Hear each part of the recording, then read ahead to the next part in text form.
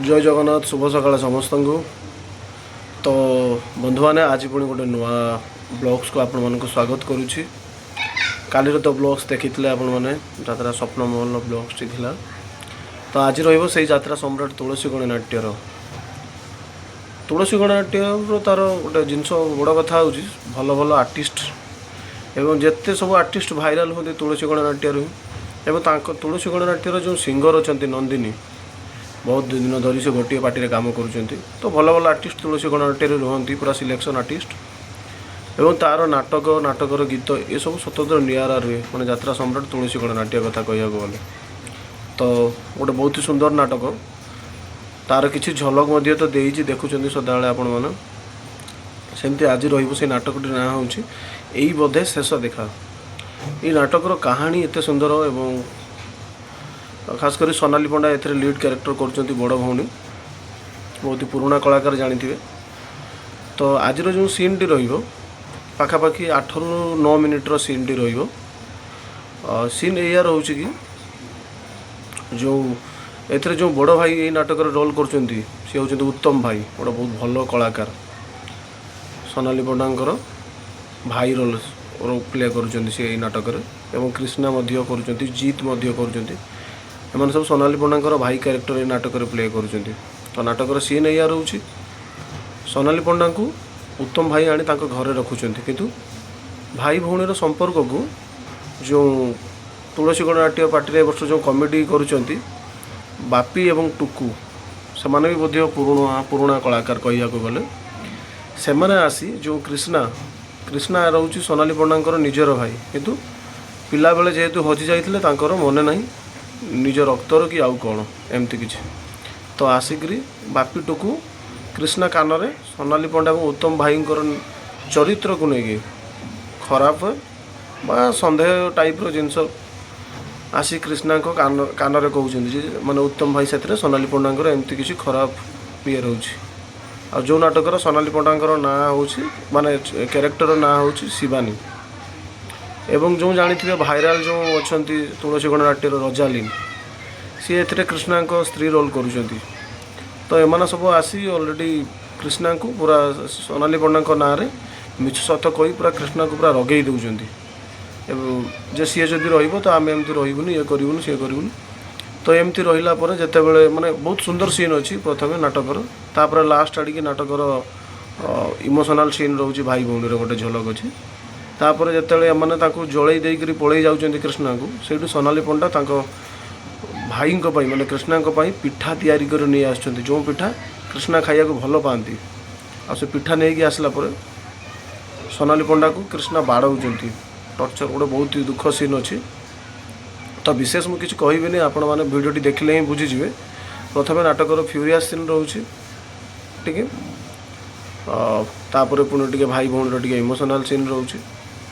तो आशा करी ये भिडियोटी निहाती आपण मानक छुईला भाया भिडियोटी होती गोटे थर देखिले ही आपण मैंने बुझीजे। तो जदि आपण मानक भिडियोटी भल लगे शेयर करने जमारू भी भूलि निश्चित शेयर करेंगे। जो बंधु मैंने यात्रा को भल पाँच प्लीज़ दयाकोरी मो चैनल सहित जोड़ी हो जातु जहाँफल आपण मैंने एमती सब नुआ नुआ वीडियो देखार सुजोग पाइपर। तो विशेष किसी कहबी बेस्ट गोटे थर आपण मैंने भिडियोटी आरंभ शेष पर्यंत देखूँ। तो चलतु आरंभ करिया आज ये ब्लॉग्स को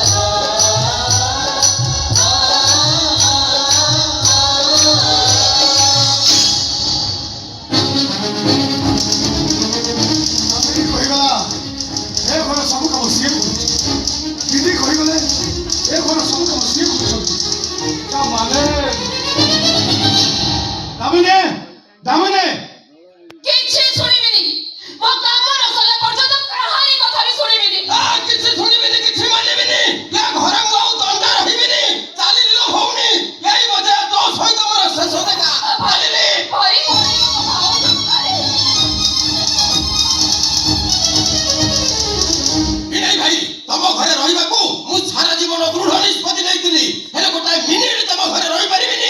ସେଟା କଣ ହେଲା ବୁଝିପାରୁନି। କାହିଁକି ରହିବିନି ପଚାରିଲେ ମୁଁ ବି କିଛି କହିପାରିବିନି।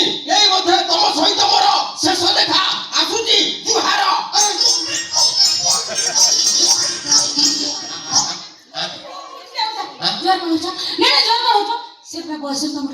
ଭୁଲିଗଲା ଗୋଡ଼ ଧରିକିରି କ୍ଷମା ଭୁଲିଗଲା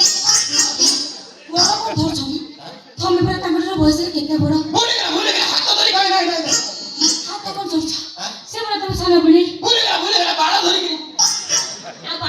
ତଳୁ କଟ ହେଇଯାଇଛି। ତାହେଲେ ମୋର କିଛି କହିବାର ନାହିଁ। ତୁ ଥା ମୁଁ ଯାଉଛି ରୁଷି। କୁଆଡେ ଯାଉଛ? ମୁଁ ବି ତମ ସହିତ ଯିବି। ମୁଁ ବୁଝିପାରୁଛି ଆପଣ ମାନେ ଏଠି ରହିବାକୁ ଆସିଥିଲେ କିନ୍ତୁ ହଠାତ୍ ଚାଲିଯିବେ କାହିଁକି? କିଛି କହିବିନି କିଛି ଶୁଣିବିନି। ଓହୋ ସେ ପାଗଳାମି ବନ୍ଦ କର। ଇଏ ହଉଛି ତମ ସାନ ଭିଣେଇ। ଏଇ ଘରେ ତମ ସାନ ଭଉଣୀ ବି ରହୁଛନ୍ତି। କଥାଟା ଏମାନଙ୍କ ଆଗ ନ କହିଲେ ଏମାନଙ୍କର ଅମଙ୍ଗଳ ହବ। ଆରେ ସତେ ତ ତୁ ଯେତେବେଳେ କହିଲୁନି ତାହେଲେ କହିଦେବା ଆଉ କଣ। ଆଚ୍ଛା ଭିଣେଇ ଭାଇ ତମ ଘରେ ଯୋଉ ଲେଡିଜଟା ରହୁଛି ଯାହାକୁ ତମ ବଡ ଭାଇ ଶିବାନୀ ଶିବାନୀ ବୋଲି ଡାକୁଛନ୍ତି ପ୍ରକୃତରେ ସେ କିଏ? ନା ମୋ କହିବା କଥା ତମ ପରିବାର ସହିତ ତାର କାହା ସାଙ୍ଗରେ କି ସମ୍ପର୍କ? ସମ୍ପର୍କ ସେ ଭଉଣୀ। ନା ମୋ କହିବା କଥା ନିଜ ଭଉଣୀ ନା ଧରମ ଭଉଣୀ? ନିଜ ଭଉଣୀ ତ ନୁହଁ, ଭାଇ ତାଙ୍କ ଭଉଣୀ ପରିଚୟ ଦେଇ ଘରକୁ ନେଇ ଆସିଛନ୍ତି। ଚିନ୍ତା କଣ କରିବି? ତମେ ଯୋଉ କଥା କହୁଥିଲ ଏକଦମ ଠିକ କଥା। ଇଏ ନଦୀ ଆମ ଦାମିନୀର ଦେଢ଼ଶୁରଟାକୁ ଏମିତି କଣ କେମିତି ଫସେଇ ଦେଇକି ଘରକୁ ପଳେଇ ଆସିଛି। ଆପଣ ମାନେ କଣ କହୁଛନ୍ତି ମୁଁ କିଛି ବୁଝିପାରୁନି। କିଛି ବୁଝିପାରୁନ। ଯେତେବେଳେ ନେଡ଼ିଗୁଡ଼ ପହାଣିକି ବୋହିଯିବ ସେତେବେଳେ ବୁଝିପାରିବ। ଯେତେବେଳେ ଘରୁ ସେ କଳାକନା ବୁଲେଇକି ଚାଲିଯିବ ସେତେବେଳେ ବୁଝିପାରିବ। କଥାଟା କଣ ହେଇଛି ବୁଝେଇକିରି କହୁନ। ଶୁଣ ଭିଣେଇ ଭାଇ ତମେ ସିନା ତାକୁ ଶିବାନୀ ବୋଲି ଡାକୁଛ ହେଲେ ଆଉ କାହା ଘରେ ସିଏ ମାମୁନି, ଆଉ କାହା ଘରେ ସିଏ କାମିନୀ, ଆଉ କାହା ଘରେ ସିଏ ମନ୍ଦାକିନୀ। ତାର ମେନ୍ କାମ କଣ ଜାଣିଛଟି ଭାଇ?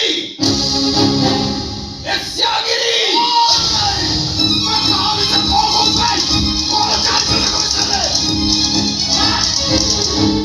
ଭିଣେଇ ଭାଇ ତା ବିଷୟରେ ମୋଠୁ ଅଧିକ କେହି ଜାଣିନାହାନ୍ତି। ସେ ଖାଲି ଚରିତ୍ରହୀନ ନୁହେଁ, ସେ ଗୋଟେ ଚୋରଣୀ। ଆଜି କାହା ଘରେ ଭଉଣୀ, କାଲି କାହା ଘରେ ସ୍ତ୍ରୀ, କାଲି କାହା ଘରେ ପ୍ରେମିକା ସାଜି ଘରର ଧନ ସମ୍ପତ୍ତି ସବୁ ଚୋରି କରି ପଳେଇ ଯା। ଟିକେ ସାବଧାନ ହୁଅ, ତା ନହେଲେ ଆଗକୁ କହୁନି କଣ ହେଇଯାଉ।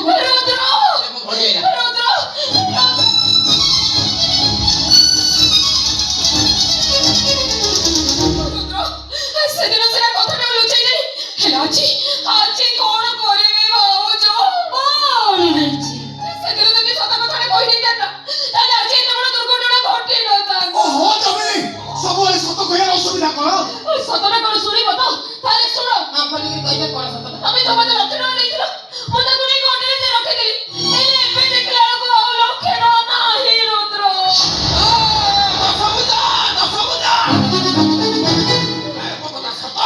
ଖାଲି ସେତିକି ନୁହଁ, ମୋ ରାଣୀ ହାରଟା ଖୋଲିକି ଡ୍ରେସିଂ ଟେବୁଲ ଉପରେ ରଖିଦେଲି। ହେଲେ ଏବେ ଦେଖିଲା ବେଳକୁ ରାଣୀ ହାର ବି ଆଉ ନାହିଁ ରୁଦ୍ର।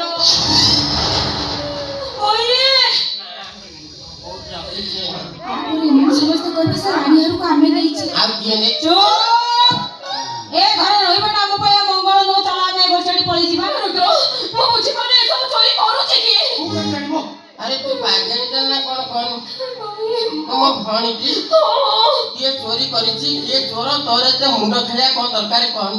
ତୁ କାହିଁକି ଟେନସନ ହଉଛୁ? ଭିଣେଇ ଭାଇର ମୋର ଇଞ୍ଜିନିୟରିଆ ମୁଣ୍ଡ କିଏ ଚୋରି କରିଛି ସେ ଠିକ ଧରି ସାରିଲେଣି।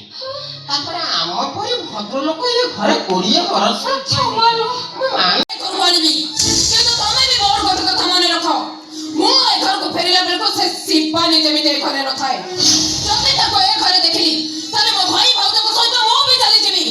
ଏ ଦାମିନୀ ପ୍ରତି ଯଦି ତମର ଟିକେ ବି ଭଲ ପାଇବା ଥାଏ ନା ତାହେଲେ ତମେ ଅଛି ତାର ପ୍ରମାଣ ଦବ। ଆରେ ମୋ ସ୍ତ୍ରୀ ଭଳିଆର କଣ କିଛି ମାନେ ନାହିଁ। ମୋ ଦାଦା ପ୍ରତିଦିନ ବାସ୍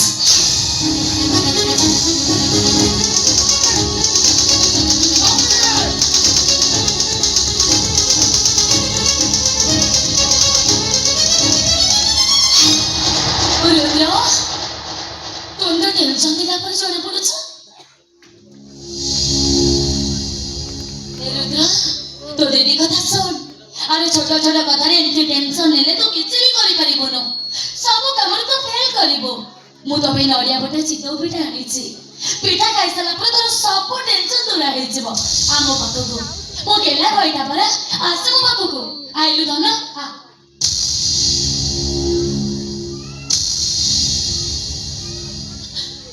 ଆଙ୍କଲ ଧନ, ମୋ ଗେଲା ଭାଇକୁ ଆଜି ମୁଁ ନିଜ ହାତରେ ଖୁଆଇଦେବି। ଆଙ୍କଲ ବାବା, କିଛି ବି ଦରକାର ନାହିଁ।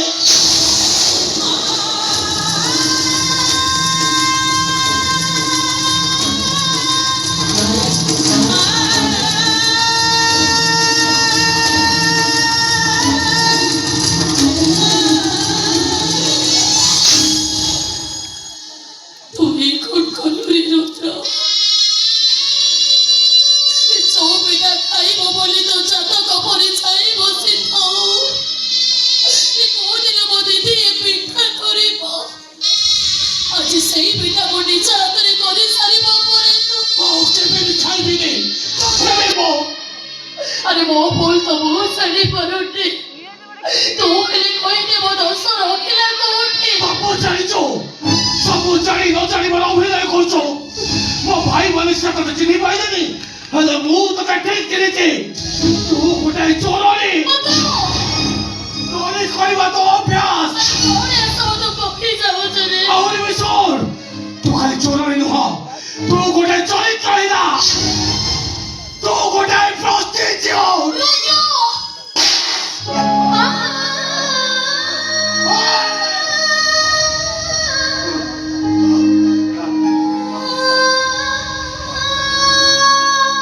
ମାରିଲୁ ନା, ମାରିଲୁ ନା ମତେ। ମୋର ଭୁଲ ହେଇଗଲା। ଅଚାନକରେ ମୋ ହାତଟା ତୋ ଉପରକୁ ଉଠିଗଲା ରେ ବାବା। ବାସ୍, ବୁଝିଗଲି ତୋ ଅଭିନୟ, ଜାଣିଗଲି ତୁ କଣ ଆଉ ତୋ ଚରିତ୍ର କଣ। ଓଏ ମାରିବି ରେ। ଆରେ କରୁ ବାହାରେ।